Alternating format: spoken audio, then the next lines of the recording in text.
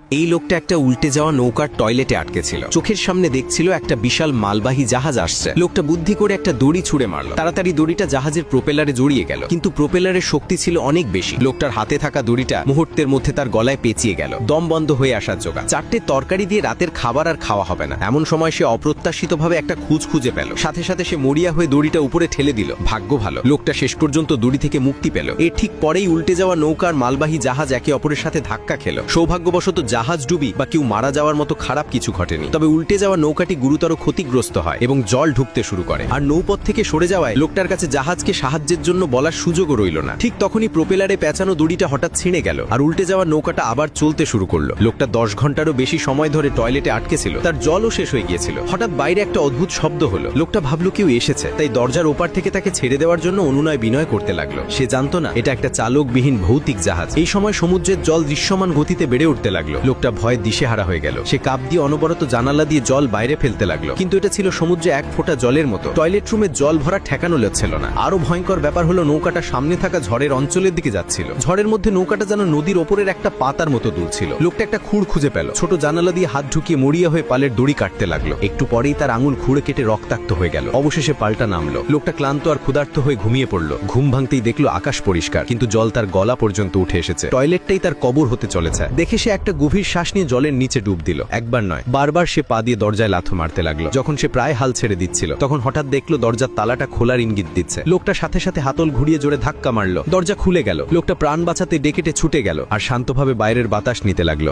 এই নৌকাটা মনে হচ্ছে খুব দ্রুতই ডুবে যাবে। স্বাভাবিক হওয়ার পর লোকটা তাড়াতাড়ি একটা ছোট নৌকা তৈরি করতে লাগলো। এরপর পর্যাপ্ত জল আর খাবার নিয়ে ছোট নৌকাটায় বসে নৌকা ডুবির অপেক্ষা করতে লাগলো। কিন্তু লোকটা অবাক হলো যে একদিন এক রাত কেটে গেল, নৌকাটা তখনও শান্তভাবে জলের উপর ভাসছে। তাই লোকটা একটু আশা নিয়ে আবার ডেকে ফিরে এলো। সে একটা সাবমার্সিবল পাম্প খুঁজে আনলো। বিদ্যুৎ তার আর পাইপের সাথে যুক্ত করে জাহাজের খোলের মধ্যে ফেলে দিল। বিদ্যুতের সংযোগ দিলে খোলের জমা জল বের করে দেওয়া যাবে। এরপর সে ভেঙে যাওয়া নৌকাটা মেরামত করতে শুরু করলো। লোকটা আশা ছাড়লো না। বেতার যন্ত্রে বাইরের জগতের সাথে যোগাযোগের চেষ্টা করতে থাকলো, কিন্তু কেউ উত্তর দিল না। হঠাৎ দূরে একটা মালবাহী জাহাজ দেখতে পেল। লোকটা আনন্দে লাফিয়ে উঠলো। সাথে সাথে সে সমুদ্রে ঝাঁপিয়ে পড়লো আর নিজের তৈরি ছোট নৌকাটা নিয়ে মালবাহী জাহাজের দিকে তাড়াতাড়ি বাইতে লাগলো। কিন্তু 100 মিটার যাওয়ার আগেই পিছনের নৌকাটা স্বয়ংক্রিয়ভাবে দিক পরিবর্তন করে অদ্ভুতভাবে তার দিকে ধেয়ে আসতে শুরু করলো।